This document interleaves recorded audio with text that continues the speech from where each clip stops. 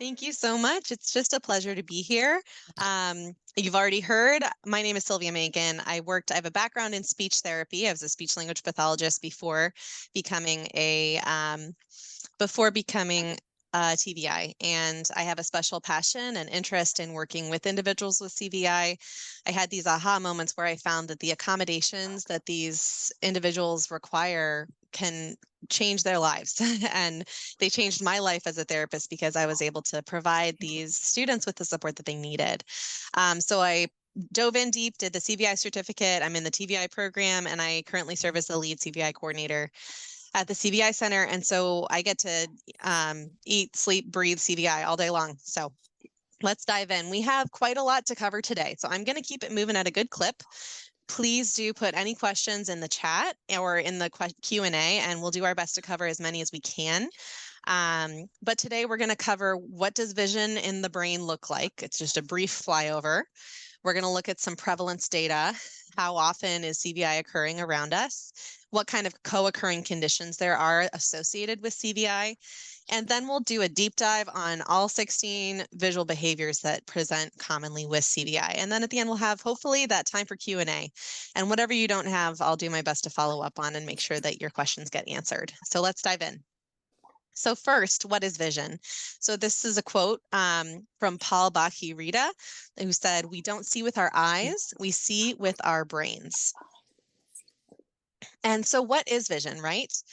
Our eye records the data, but it's our brains that interpret and understand that data. So we can think of our eyes like a thumb drive. So on this slide is a picture of an eye with an arrow pointing to a brain and an equal sign to a thumb drive pointing to a laptop. So the eye collects the data, but it's the brain that interprets it in just the same way that a thumb drive holds data on it, but then you need the computer to interpret or make any kind of meaning out of that thumb drive, right? Those of us with vision, we can't see anything on that thumb drive. We can't understand what data is in there until it's plugged in and used on the laptop. So our brain is that central processing unit, right? Our brain is that computer that understands the data that the eye sends back to us. So Matt Tejan is a fantastic TVI who works with CVI extensively, and he shares, this is his metaphor, by the way, with CVI, the brain has difficulty converting the raw data from the eye into a reliable, meaningful image of the world that can be interpreted and acted upon. So how do we see? What does this look like? The eye receives the image, and once the image is clearly focused on the retina, then electrical signals are transmitted from the optic nerves, right? It shoots right back into our brain to the primary visual cortex, which is in that occipital lobe. And next, that primary visual cortex interprets that image and sends that image to higher order visual processing areas. And we all see based on our brain's interpretation of what we're looking at. So that higher processing, what does that look like? Because that is often what's interrupted in CVI. There are two streams of vision, right? It goes from the eye's optic nerve back to the occipital lobe, and then it processes forward in two streams. So one is the dorsal stream. So dorsal, like a dorsal fin for a dolphin, which is on your back. So it goes up and over the back of the brain. And the dorsal stream is related to finding items in space using visual motor skills, spatial orientation, and visual attention. And then the ventral stream is more of that fine detail, and that goes underneath. It goes along the temporal lobe. And this is where it allows for fine detailed vision, visual recognition, object identification, facial recognition. If you're looking at recognition, broadly speaking, that's more ventral stream. So for the visual system to fully work, both streams need to be highly integrated and sharing information. So our brain is not just different regions chunked all together. It's highly interconnected with these really fast-moving white matter tracts that connect them. So imagine any of this can go wrong if you have brain damage, right? And that is going to impact how you move through the world, how much you recognize around you. Any kind of disruption to this kind of visual processing is going to impact your ability to function and your education significantly. So what is CVI specifically? And we base this on current research and the voices of adults with CVI who have formed this consultative panel that we run things by. So CVI is a brain-based visual impairment caused by damage or interruption to the visual pathways or visual processing areas of the brain. So that's what we just did a really quick flyover of. Any part of that can be damaged, and that is CVI. CVI is characterized by functional vision problems that cannot be adequately explained by the structural problem with the eye. So that means your eyes can be perfectly healthy and you can be blind, right? If you are not understanding anything that you're seeing, you are functionally blind. Your functional vision is significantly impacted. So the visual centers of the brain have difficulty processing and interpreting visual information. So what does this look like? Individuals with CVI struggle with visual attention, which means making eye to object contact, right? Actually looking directly at something. And they may also have trouble with visual recognition, understanding what they're looking at. And that results in a lack of access to and understanding of the world around them. And all manifestations of CVI are a really big deal for the person. There's been no one that we've interviewed who has CVI who was like, yeah, it's not a big deal for me. CVI changes their lives significantly. And throughout these slides, which I believe you may have access to, there are going to be links, and those links follow up to articles that we've written on this on our website, CVI Now. So if you're looking to dive into greater depth, check out these slides and follow the hyperlinks to our website. So one of those adults is Nye, and Nye shared, vision use is not passive. It's hard, grueling, tiring work. This is really effortful. So this is very new research that I have a picture of on the screen. It's a bunch of images, and this is from a study that a group just recently did that is actually, this is pre-publication, so we're sharing stuff that's hot off the press, not even on the press yet. But it was shared at conferences, and we're able to share it with you with their permission. So on the left are 3 images, and they used eye gaze tracking to track where is someone looking. And on the left, it's a control group. That's someone with typical vision. So the heat map shows us where did their eyes go? Where was their eye tracking? What did they look at? So the control group in the first image looked at the faces of the people. There are 2 people sitting on stairs, and the person with vision looked directly at the 2 faces and looked back and forth. Directly next to that, the person with CVI, the heat map is all over the image. So they're looking everywhere. It is effortful. They're looking at the white line behind those people. They're looking at the edges of the stairs. They're happening upon those faces. They are looking at them, but they're looking at everything, trying to understand what's happening. And the rest of the images are similar, right? There's a heat map that's very focused for the control group, mostly on things that are salient to us with typical vision, and that's often people and their faces. But the heat map for the person with CVI is all over that image. They are working incredibly hard and looking at every single detail around them to understand what this image represents. And just a quick, I'm not doing a ton of brain scans, I promise. I'm going to get into the functional stuff really soon. But this is an image from Lotfi Maribet, is an incredible researcher in CVI, and they did an fMRI, which is a functional MRI. So that looks at the white matter tracts. How is the brain connected? How is it working together? A control, someone with sighted control, so someone with typical vision, is on the left, and that brain is just lit up like a Christmas tree. There's wires everywhere connecting everything. And this is during a visual task. Directly next to that is an individual with CVI, and you see dramatically less color, less white matter tracts. So we see the neural network of CVI is just fundamentally different. So that was Dr. Maribet's conclusion. And I would even say it's an issue with underwiring. This brain is underwired, underconnected. And so it's trying to make sense of the world around it, but it doesn't have these information highways connecting the different regions of the brain to help them interpret around them. All right, let's do a quick little exercise. For those of you with vision, there is an image on the left side of the screen. I want you to take a second, and what do you perceive? I'm going to show you this. Take a moment, look at it. I could not see anything until there were more accommodations in place on this image. So I'm going to give you one more. Here it is, oriented correctly. It's in the middle. It's turned on its side. You might be able to see it now. And now I'm going to give you one more accommodation. Now the image is highlighted, is in black and white. The image itself is outlined, and here it is with color to really draw your attention to the shape. So this is a cow. I could not see the cow the first time I saw it. And I want you, if you had that same experience, I would encourage you to remember that sensation of effort, that you were looking at something and do not understand what you're looking at, and until you've given the appropriate accommodation. So this is the experience sometimes of people with CVI, that they're looking at the world around them, and until the correct accommodations are in place, they're not recognizing or understanding what they're seeing. So let's talk about prevalence. CVI, according to multiple studies, is the leading cause of childhood blindness and low vision. So if you're a child in the global north, as they say, in the US specifically, then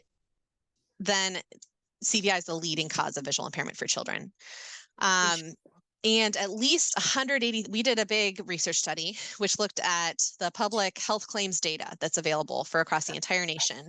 And we identified everyone who's diagnosed with CVI, and we looked at the constellation of other diagnoses and other things that they present with. And based on that data, we were able to extrapolate and say, there are all these other people who have the same constellation of patterns, constellation of diagnoses and symptoms and things that they've filed health claims for, and yet they do not have a diagnosis. So based on that, 180,000 kids with CVI exist in the US, and most of them are not being diagnosed. Actually, only 20%, less than 20% of children with CVI have been diagnosed at this point. So we're at a 1 in 5 rate right now, according to this data. And there are many more with CVI. So the CVI Project is an organization in the UK. The United Kingdom has done a lot of work on CVI, and they found that at least 3% of children in the mainstream schools, which is roughly equivalent to one child in every classroom, 1 in 30, had CVI-related visual difficulties. So that's from a publication that came out in 2021. I would love to see this study replicated to make sure that we're really solid on this data, but it's concerning that people out there in public education do not have the accommodations that they need to access their learning, right? 1 in 30 is significant. So what are the commonly associated conditions with CVI? There's a variety of research. There's more coming out all the time. So I would always love to see more research on this, but multiple studies have found 60 to 70% of individuals with cerebral palsy have CVI. 64% of individuals with epilepsy. So many of my students that have had CVI have had seizure disorders.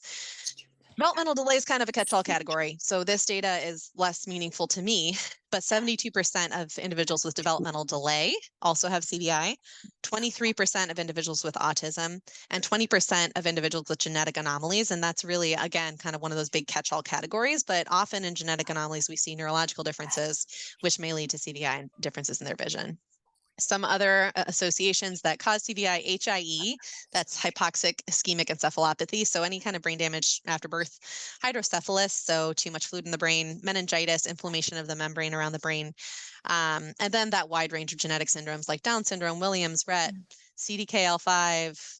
So many genetic variants also are associated with CVI. So this may be describing individuals that you know, maybe it's individuals you work with, but if you're seeing any of these diagnoses, I would encourage you to just look at their vision, think about how they function with their vision throughout daily life.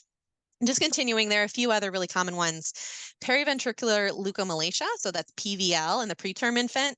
This is a really common cause of CVI. If you're born 25, 26, 27 weeks, there's often PVL, which is an issue where your ventricles are kind of enlarged and the tissue around them is impacted. And those are often those white matter tracts associated with vision. So high incidence of CVI in this demographic.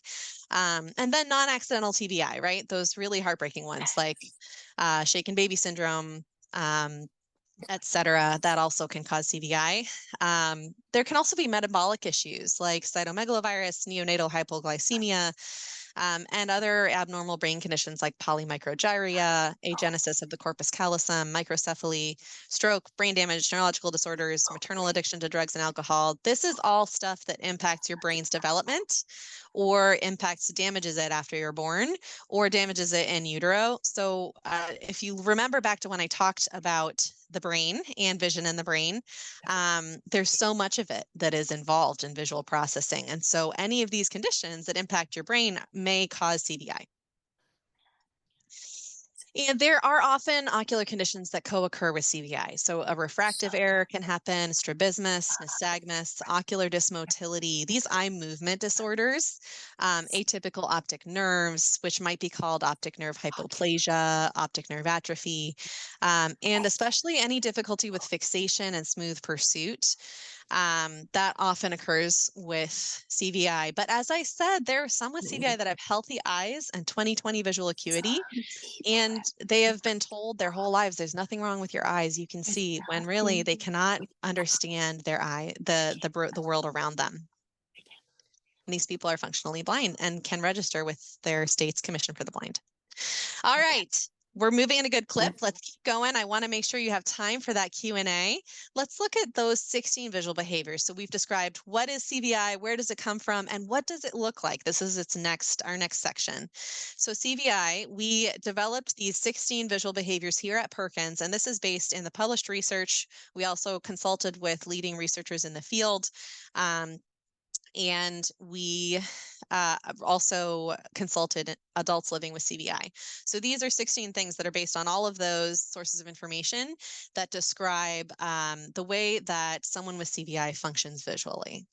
It's a lot, but we're going to take it one chunk at a time, and we'll have examples along the way. So I'd encourage you to bear with me. All right, let's look at compensatory skills. Oh, I want to highlight this. I'm going to go back a slide. So this is a graphic that has a grid of 16 white boxes, and in each of them is written a different visual behavior. But around that is an aqua cube that says compensatory skills. And this is huge because we want to share that although we're focusing on what does the individual with CVI, what is their vision doing? How are they understanding the world? We have been learning more and more and more the importance of compensatory skills. And we're going to talk about that in the next slide. So students with CVI may rely on things beside their vision in order to function. They might rely on context, memory, predictability. They may rely on color coding, and they may rely on other senses like tactile skills, the scents around them, the smells around them. They may rely on their auditory information, and they may rely on verbal labels. There are all these things that are outside of their specific visual profile that help them understand the world. And the adults with CVI that we've learned from especially have emphasized that when your vision is fluctuating with fatigue, when it's variable, when it is impacted by your environment, these compensatory skills are essential to your daily functioning. That they really rely on that the sensory information from other channels and their memory, right? Their cognition, their understanding of the world around them, their mental maps, all of that impacts their ability to function. So it's important for us to recognize that we need to understand how someone functions visually, but we also need to understand the whole person and what is it that they're using to learn, to access the world, to work. So we're going to take this in order. The first two visual behaviors are visual attention and recognition. They're kind of the umbrella category. They're the thread running through all the other visual behaviors because I'm going to be referring back to whether or not they can look at items, which is visual attention, and whether or not they understand what they're looking at. That's going to come up throughout all the other ones. But I want to do a quick umbrella overview of visual attention and recognition first. So visual attention is the ability to look at something, or when eyes fixate on an object or target in the environment. It's getting eyes on that object, right? And CVI can make many aspects of visual attention difficult to impossible. I have some students where they can only look at a light in a dark room, right? But it may make it difficult to fixate their eyes together or to shift their gaze. I've had a lot of students with CVI where they cannot shift their gaze from one thing onto another. It may really impact visual search, scanning the environment around them. It may impact your ability to use vision with competing sensory stimuli when you have CVI. And we're going to talk about this when we talk about sensory integration, but you may have trouble visually attending to objects in loud spaces, when you're feeling hungry, when there's a really strong smell in the room. That can all impact your visual attention. It can impact controlling where you want to look. Some individuals with CVI can't control where their eyes go. And it can impact your ability to filter out visual clutter, to search and find an item. And it can impact your ability to establish and sustain that eye to object contact, right? It's making the contact and it's also sustaining on it. And let's talk about visual recognition. And I'm going to go back real quick and talk about the picture that's on the screen. In the image on the screen, there's a student holding a ball that's glowing, and they're putting it in a basketball hoop that has lights around the outside, and he's looking directly at the ball. So for this student, light really helps him get eye-to-object contact and know where to put that ball, right? He was able to, because of that supportive light, he could visually attend to the object, the ball, and participate in gym class by putting that through a lit-up basketball hoop.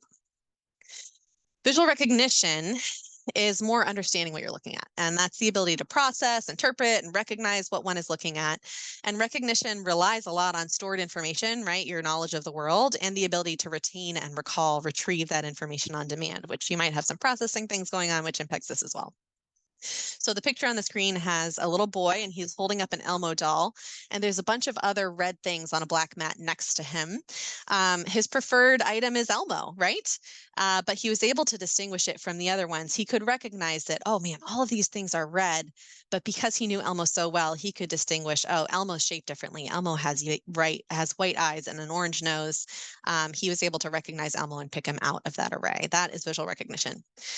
But people with CVI can have difficulty recognizing what they're seeing. Looking is not understanding. They may not understand objects, pictures, words, people, places, elements of the environment. And they may have limited opportunities to view the object. Viewing and interacting may not be linked. Visual memory can be fragile. Generalization may be limited. Like they may only recognize their own cup, not every single cup around them. And other senses might take the lead. They might need to rely on touch, sound, smell to identify what's in front of them. There are varying abilities to visually access objects or learning materials in different forms. Like some may only be able to recognize real 3D objects that they've encountered before. Others might be able to recognize a 2D abstract image of a zebra. So it depends on the student, their experience, their other conditions. And at times, recognition is solely dependent on compensatory strategies like color coding. Like maybe this child would only be able to recognize Elmo when he was the only red object in the room. All right, so just to demonstrate this, we often do assessments and testing of students based purely on their visual recognition. So to illustrate the challenge of this, I want you all to think, what is a word that rhymes with this picture? I'm going to be honest, I have no idea what this picture represents. It looks like some kind of mold that you might pour something into.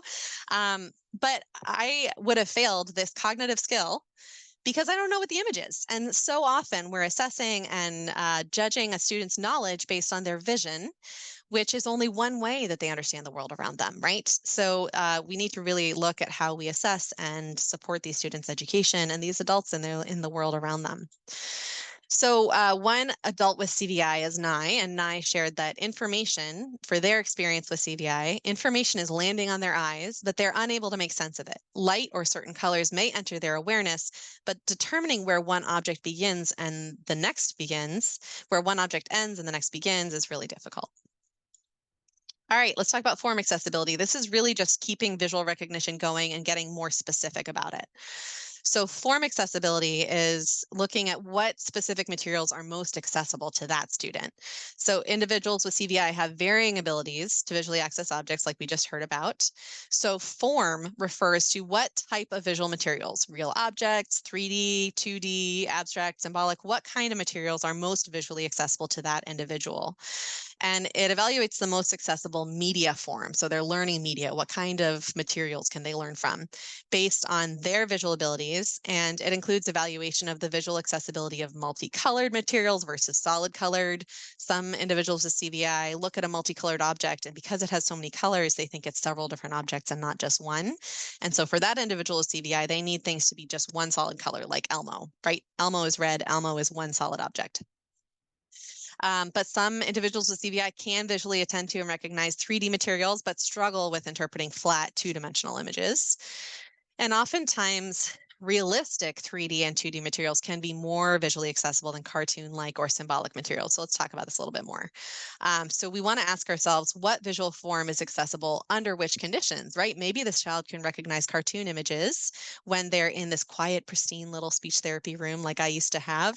But as soon as they get into the classroom and their neighbor's having a sensory meltdown and the teacher is raising their voice to try to get through to another student, they lose all ability to access that 2D image, and they need 3D concrete things things that are easier for their brain to understand. We also want to look at what compensatory skills they're using. There's an image of a boy using touch to explore objects in front of him. So what that would be tactile information, what non-visual access is required for comprehension and learning. And we would really recommend that TVIs, teachers of students with visual impairments, would always complete a learning media assessment alongside a CVI assessment. A CVI assessment cannot replace that. But generally speaking, broad strokes, right? Because every individual with CVI has their own unique experience. But generally speaking, there is a progression from real objects being the most accessible. Photographs are then accessible as well.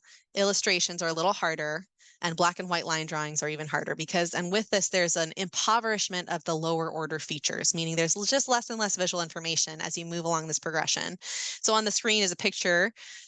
It's supposed to represent the real object, but I can't give you reach through the screen and show you a red car, all of you. But the real object gives you so much information. It gives you color, luminance clues, cues. How does it interact with light? I mean, the visual texture, the actual size of it, the visual attributes, the context where you encounter it, and then that multi-sensory access that a real object you can touch, you can shake, you can hear, you can smell. But a photograph gives you a lot of information. It gives you color, luminance cues, visual texture, visual attributes, but that's it. The rest of that all goes away. An illustration really with color really relies on color and visual attributes.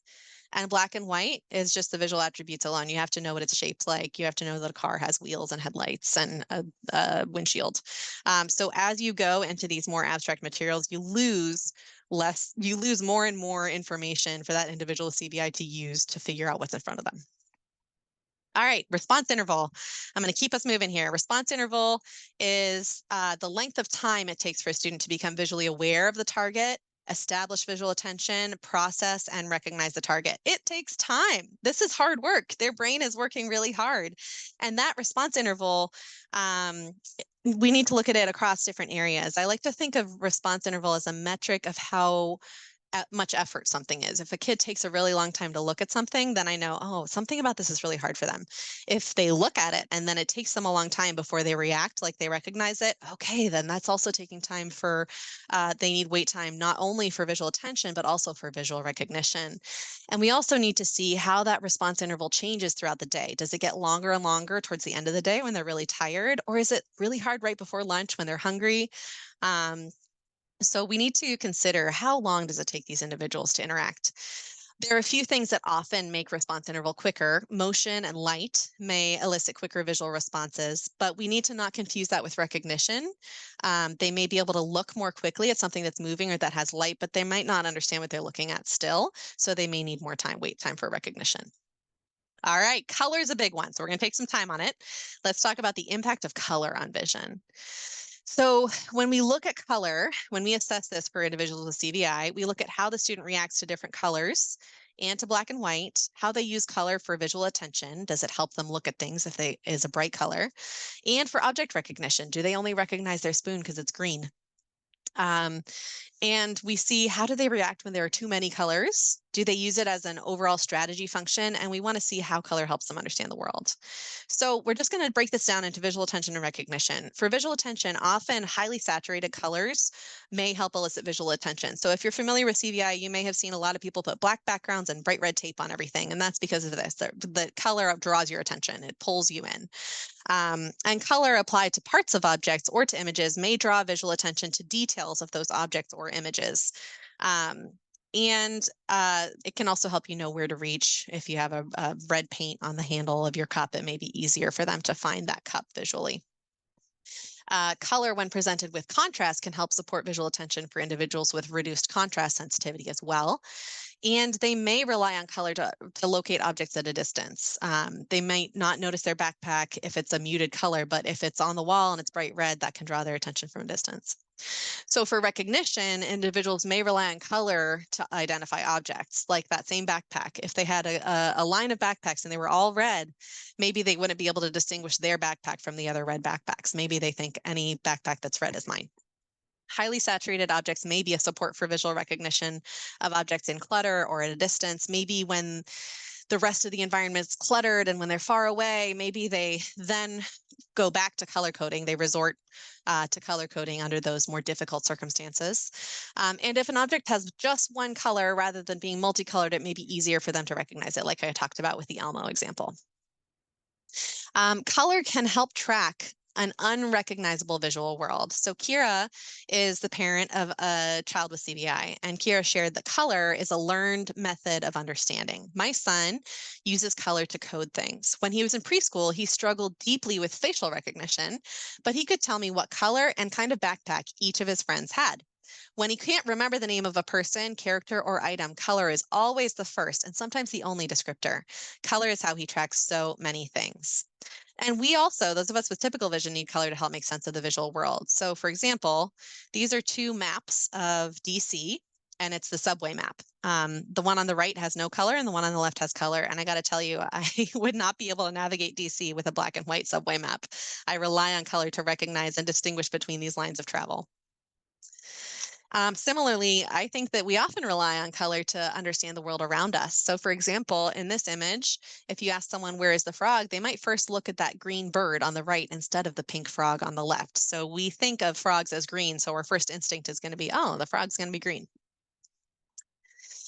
All right, let's look at light. Light is also big, as we saw in that picture of the boy playing basketball. Light can be both a support and an area of difficulty where it can either increase or decrease visual attention and recognition.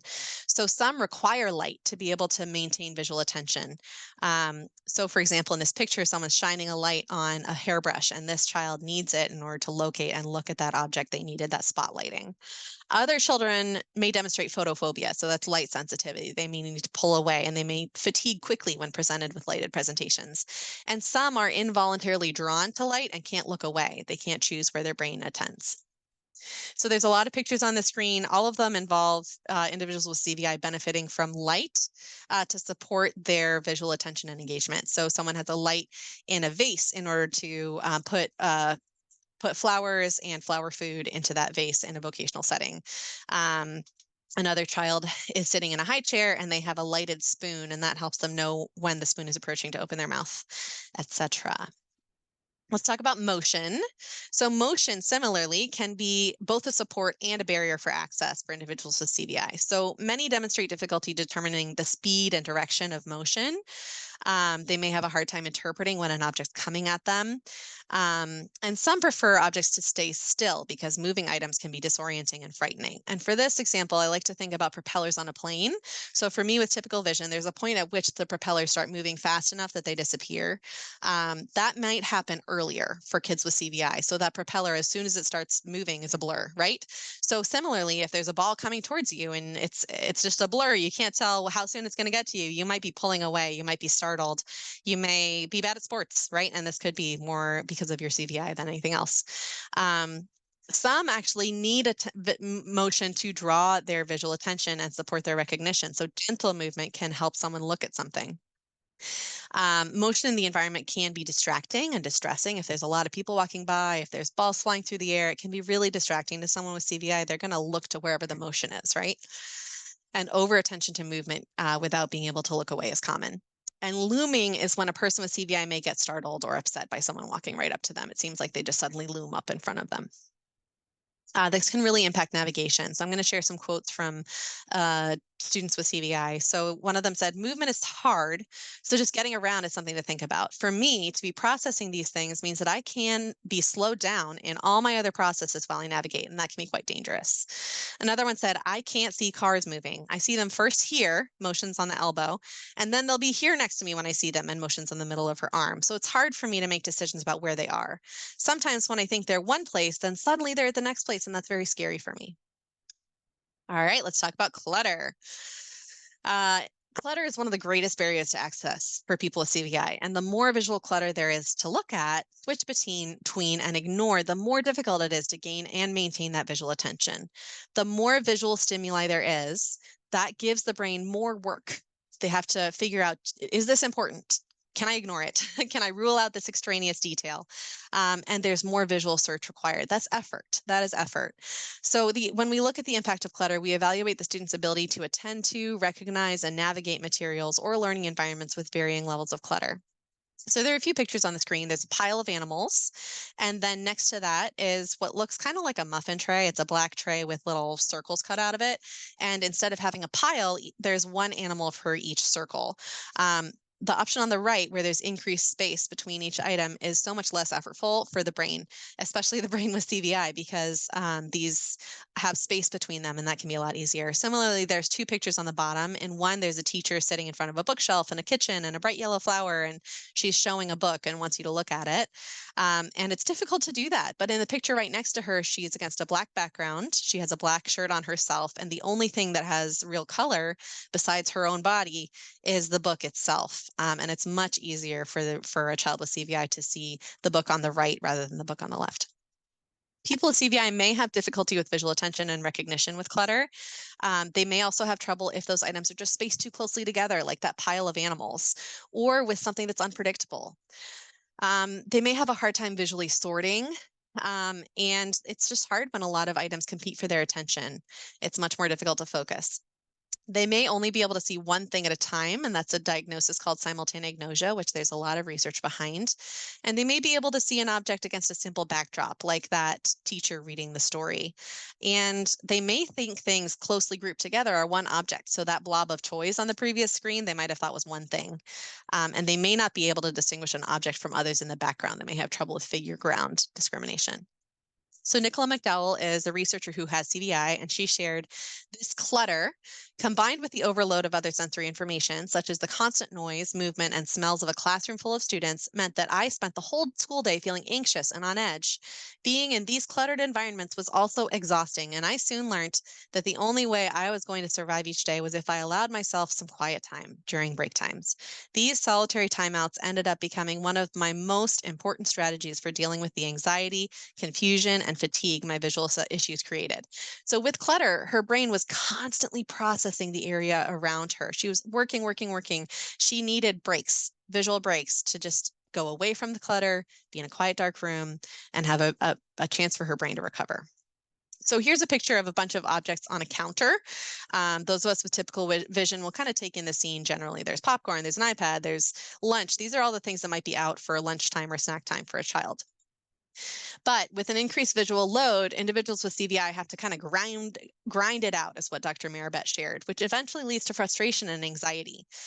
And this is usually due to serial processing. They scrutinize one piece of information at a time when there's more sensory information to take in. And serial processing is a less efficient form of visual search. So for this, here's a picture of the iPad. They might take in the iPad, and then they take in the yellow Pop-It, and then they take in the bowl of popcorn. And then, then they finally see their pink plate with food on it. Then at last they see their cup. But if they were looking for their cup, it takes the effortful examination of every element of that clutter before they find it. All right, visual field abilities. Let's think about visual fields. So visual field access, both peripheral and central, is related to awareness, establishing or maintaining attention, and recognition. It impacts all of this. So some individuals with CVI have an increased visual attention and recognition to a specific field of vision. So you might hear this as a visual field preference. Clinically, they frequently measure with full visual fields. So in an optometrist's office or ophthalmologist testing, they'll present with full visual fields. But functionally, they're far more attentive to items in their left, or they're far more attentive to things at eye level rather than down below when they're out in the real world. And I gotta say, strong central visual function is reduced peripheral vision. They may present with strong central visual function or reduced peripheral visual function, or they may rely solely on their peripheral vision, resulting in decreased detail vision. So central vision is where you see detail. And some individuals with CVI do not have that central vision fully established yet. And so they rely on the gross size, shape, and color of things that they see in their peripheral field. Others are not aware of their peripheral field. All they see is this kind of pinhole of detail right in the center, and then they can't see the rest around it. So you really have to do very good assessment of visual fields to know which it is, because it really varies and depends on the child. So Dag Bjort is one of those people who has a pinhole. She's an adult from Iceland with CVI. When she's fatigued, her vision is comparable to looking through a straw. So there's a simulation of that on the screen. And from CVI Scotland has another fantastic website on CVI. Here is the simulation. So this first image on the left is a regular living room with typical vision. Down below, this is if you have visual field preference, where it's just kind of blurred out. You're more attentive to the top half. And then the last image is if you have a visual field cut, where you cannot see down below, and you would have to kind of roll your eyes downward to take in that bottom information. Visual field cuts will show up on a clinical measurement of visual fields. Visual field preference might be more like that blurry bottom half of the screen. And that's where you would present with clinically full fields, but functionally, you're not attending to the bottom half of the world. Let's talk about visual curiosity. So visual curiosity significantly impacts incidental learning. This assessment area looks at the incidental access. So just by living life, do they access the world around them? In new and unfamiliar environments, visual curiosity in all fields and visual curiosity at a distance needs to be looked at. And children with CVI have difficulty being visually aware of their surroundings, both at near and at distance. So they may have trouble understanding what's around them and understanding its relevance to them. What does this mean to me?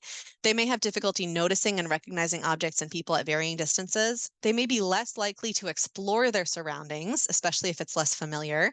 And they can't rely on visual information to fill in those gaps in visual access with assumptions about how things and people relate to you. So those of us who are sighted learn so much about the world just by being in it. So by going to my cousin's farm and seeing a chicken lay an egg, I know where eggs come from. A child with CVI might never see that and might not know that until they're explicitly taught that information. Having difficulty making inferences and generalizations is also characterized by lack of incidental learning. It's difficult to make inferences from social interactions if you're not observing all these people interacting socially around you at a distance. Students with CVI might show a reduced interest in looking at or engaging with less familiar things. It may be difficult and uncomfortable for them, and they've often have difficulty linking that auditory and tactile input to the visual events around them. I just shared briefly about incidental learning. For the sake of time, I'm going to skip it. And the next is also from NIE. They shared, I found it difficult to absorb information at a distance simply because much of the distinctiveness was lost. The main thing I could absorb at a distance were plain landscapes, like a gray sky on a cloudy day, which I found comforting, more so than on a sunny day because the light was too overwhelming. So here's a simulation. I'm showing you this picture. It looks like a green bush. Based on this, do you know where you're going? Do you know what you need to pack? This is if you're really close to something. That screenshot was taken from this picture of Niagara Falls. But if you're an individual with CVI, you might only be seeing that green bush that's close to you. You might not see the falls behind you. All right, sensory integration. I promised I would talk about this, so let's dive in. Sensory integration, or multisensory processing, looks at the processing, integration, and organizing of sensory information from the body and the environment. So it can be really hard to use your vision at the same time as receiving other sensory input. If you're touching something, you might not be able to use your vision. If you're really hungry, you might not be able to use your vision. I had one kid where it seemed like a perfectly quiet room, but she stopped looking at the object that I was presenting to her, and I stopped and I listened and I heard a pipe clanging, and that was enough for her to lose eye-to-object contact. So the ability to maintain visual skills in the presence of other sensory streams of input is significant and can change or vary with the task, the situation, and the activity. So some examples of things that might impact someone with CVI: a noisy or crowded environment, a lot of auditory input, some unfamiliar sound in the environment. If they're physically challenged by something, gym class is often really tricky for kids with CVI. Being touched or moved, feeling motion, vibration, touching materials with different textures, whether or not it's too hot or cold. Right now it's hot and humid. And I got to tell you, if I had CVI, I might have a hard time attending to this screen. Internal stimuli that are difficult, if they're pre or post seizure, if they're stressed out, if they're fatigued, if they're overheated, if they're hungry, if they have a headache, all of that can impact their ability to use their vision because their brain is occupied by the understanding that sensation rather than understanding the visual world around them. So Dog Bjort shared, I had a 5-minute breakdown during my rehearsal. She's an operatic singer as the lead role in an operetta show.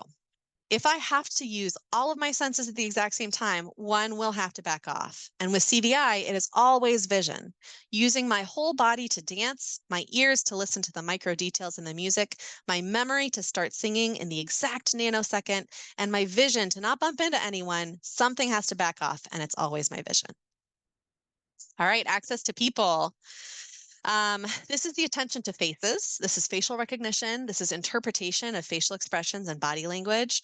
This is the impact of crowds or groups on people. So some people with CVI have difficulty looking at faces. They're really kind of cluttered and they move fast, so that can be tricky. They may have difficulty making eye contact at all, or when someone's speaking because of that sensory integration, right? If they're able to look at you, but as soon as you start talking, oh my goodness, that's auditory input. I can't do both at the same time. They may have trouble recognizing people and interpreting facial expressions. And they may also have trouble interpreting gestures and body language. Finding someone in a crowd can be really difficult because that's both facial recognition in clutter, right? And not knowing someone is on a certain side or if someone's approaching, that's that visual field loss impact. So think about the profound impact on learning and social skill development if you have trouble with any of these things. So Omer's perspective, Omer is a teenager with CVI. Recognizing and understanding faces and facial expressions is difficult for him to visually process. So there's a picture of 3 teenagers with their faces blurred out, and that's to be a simulation for what it might be like to be Omer. Prosopagnosia is called face blindness, and Nye talked about prosopagnosia in something called On Social Anxiety and Cultural Norms. So Nye shared that prosopagnosia is not only the inability to recognize faces, it can also involve experiencing faces as twisted or contorted, kind of blurred. Trying to look at people made it impossible for me to pay attention to what they were saying. If I really wanted to hear them, I had to tune out visually. So that was Nye's experience. We're going to take these two together and we're going to skip appearance of the eyes and movement of the eyes for the sake of time. So visual guidance of upper limbs and visual guidance of lower limbs. Let's talk about these. This is just integration of vision with movement, motor integration. So upper limbs. Students with CVI may have difficulty with visual motor tasks that involve eye and hand use. They may rely on hearing or touch to determine the location of an object, and they may have difficulty or the inability to reach while maintaining visual attention. So this girl in the picture with the vase with the light in it, which I described earlier, she's able to look and reach at the same time with the light on, but knowing this particular student, if the light was off, that would be very difficult for her. They may have trouble reaching and placing items while looking. They may have trouble reaching accurately while looking or while they explore an object by touch. They might show a reach that's kind of a sweep. They do a sweep that's like slow or guided by physical contact with surface area instead of relying on their vision. And they might not accurately modify their hand or arm shape to catch something or collect something. They might have trouble orienting an object correctly to place it on a shelf, and they may show increased difficulty with visual motor skills in clutter. So optic ataxia is another descriptor. If you have been on CVI Scotland's website, they talk a lot about that. Optic ataxia results in difficulty completing visually guided tasks, and this impacts the ability to judge depth, distance, weight, what is all these things that are needed for motor patterns. So we're going to, for the sake of time, move on from that. But visual guidance of lower limbs, let's talk about that. Students with CVI may reduce their visual attention to their lower limbs. They might not look at all down while they're walking. They may have difficulty placing their feet precisely and correctly on targets. There are significant navigation challenges resulting in tripping or frequent falls. Overstepping or understepping when approaching changes in depth is common, and challenges walking over uneven ground. So this is a child with CVI walking down the stairs. He's got his hand clutching the railing. He's holding his cane in shepherd's position, and he's going to get some tactile information. And he actually is dragging the back of his left foot down the front of the stair so that he's getting tactile information about where to put his foot because he can't visually judge the distance, and his eyes are on the horizon. He's looking straight ahead. He's not looking down. He's using all of those compensatory skills to navigate a staircase rather than his vision. So here is a video. Let's see. I'm going to pause and just describe what's happening. This is the same child. I'm going to go full screen, who is navigating a playground. And for this, there isn't really a change in depth. There is wood chips and then a wooden beam and then grass. And he's walking towards the grass. He's on the wood chips. He's going to have to cross the beam. Here he comes. He's looking straight ahead. He notices something's there. He can't tell. I'm going to pause. He can't tell that there's not a change in depth. So he bends over and feels it. He carefully puts his foot across it. And once he touches the grass and gets over it, he stands up and keeps walking. So just some closing thoughts before we get to your questions. CVI is lifelong. CVI never fully resolves. CVI is prevalent, it's underdiagnosed, and as you've probably heard today, vision use is really hard work in this demographic. Each person with CVI has a different array of these 16 visual behaviors. So, as hopefully you've understood from all the different examples I shared, one size fits all programming and supports are really ineffective. And the exciting news is that research is constantly coming out, and we're learning more and more and more about this really complex condition and the variability that exists with it. I was telling some of I was telling people recently that the NEI, the National Eye Institute, and NIH, the National Institute for Health, have identified CVI as a pressing need, and they have devoted people to working to develop best practices in this demographic, which is so exciting because that means there's research money. That means that there are other people who see this as a priority, which is really wonderful news for these individuals.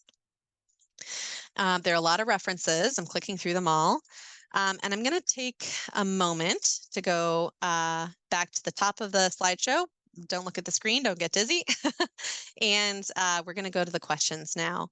Thank you so much for your attention at this point. And I'm happy to, if you'd like, I can also stop sharing my screen. Whatever is recommended, I'm happy to do. Thank you, Sylvia. That was really tremendous information, a lot of information about a really complex topic. So we really appreciate it. We do have one question. So everyone, please feel free to put questions into the Q&A or the chat, and we'll take as many as we can. So the first question is, what type of evaluation should you request when there's a concern about CVI for an infant or toddler?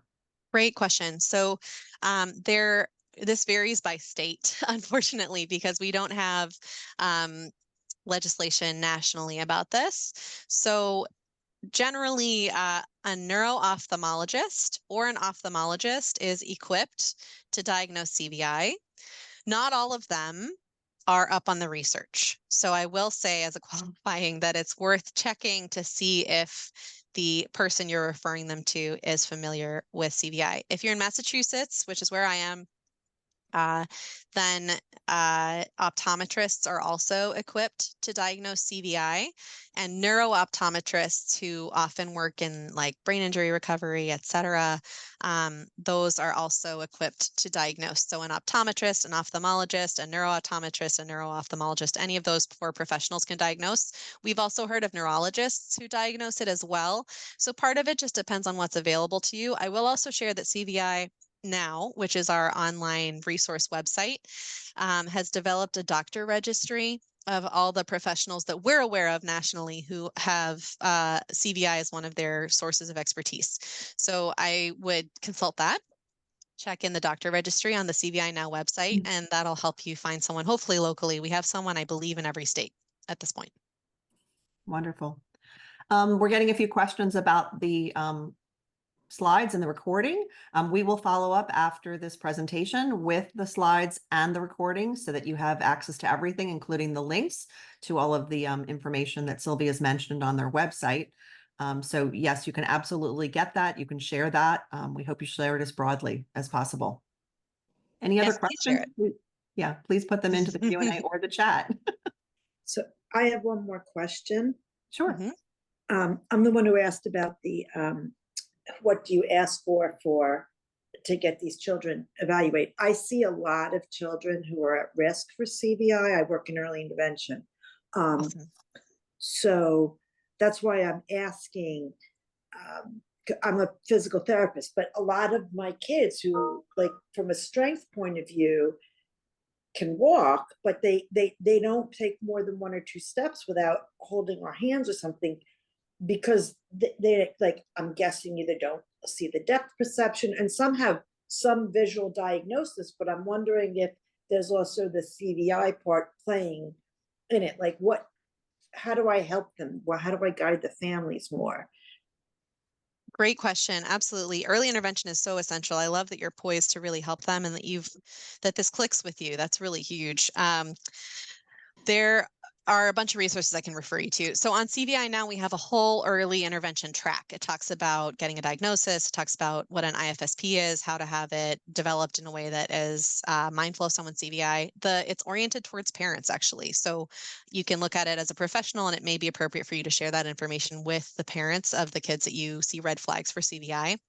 I will also say TVIs, teachers of students with visual impairments, are a little bit like unicorns. There aren't a ton out there, but if you can get a TVI on your early intervention team, that would be fantastic because they would be equipped to do a functional vision evaluation, which would look at these characteristics of CVI.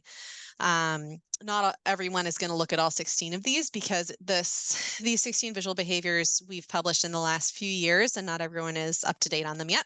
And not everyone uses them. Some people use other assessments, but they would be able to look more closely at like specific strategies you could try with those kids who aren't walking very far. Like some of the things they might try would be color highlighting on the stairs to see if that draws their attention, maybe light. If you have LED strip lighting along the stairs, does that help them look down when they're walking, things like that. The TVI would be able to kind of partner with you and look at that. I got to say, OTs are pretty good at looking at vision as well. So if you can't find TVIs in your area, occupational therapists are often trained to look at visual integration, and they might not look at it in the same way, but it would be great to get an OT's perspective on that kid as well. Because I'm in New Jersey, and like one of the kids I'm thinking about, she's being seen at Children's Hospital of Philadelphia, and I really think they missed that part. Like she has visual diagnoses along with a rare syndrome and everything else, but I think they're missing it. Yeah, that sounds quite possible. It's often missed, and a lot of parents feel medically gaslit. They feel like they go in and they say something is wrong with my child's vision, and they say, but your eyes are fine, or it's just this specific issue. So I think you've really put your finger on a pulse that there are people out there being told by medical professionals that they're fine when they do have CVI, and it often takes a lot of persistence by a teammate like yourself, or by the parents themselves. Great. So we're getting a lot of questions. Great. One is, do you have an agency that provides early intervention vision services? If you're in Massachusetts, yep, the Perkins School for the Blind has community programs that contract out into the community. Otherwise, it really varies by state. Not every state has the same level of funding for vision services. So I got to say, it really depends where you live. But in Massachusetts, I can say confidently, yep, Perkins School for the Blind does community programs where itinerant TVIs go out. In New Jersey, I'm not aware specifically. That's something that I can look into. Yeah, and you can also visit the Vision Serve Alliance website. We have a lot of members that provide these services. So you can visit visionservealliance.org and find access those resources too. It's also asked, do you have specific resources for CVI and multiple disabilities or more severe physical disabilities? Yeah, that's my bread and butter, Carol. That is what I love to work with. CVI now does have a number of things. There's several things on Augmentative-Alternative Communication. So AAC, we've got some articles about that. We have some webinars on that on our website, CVI Now, which I would recommend that you check out. There are other people doing good work in this too.